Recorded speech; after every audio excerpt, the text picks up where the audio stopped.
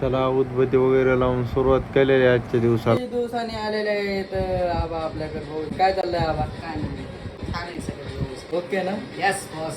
खांडवे साहेब खूप दिवसांना आले, ते म्हणलं चला यांना घ्यावा. जेवायला भाडे मला चला जेवायला.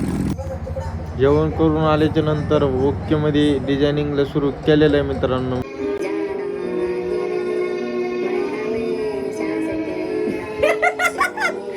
आवाज भाऊनी स्पेशल कॉल केला, भाऊला पिकअप करायला ये म्हणून. त्याला घेतलं, आता सोडतो ह्याला, मी जातो घरी.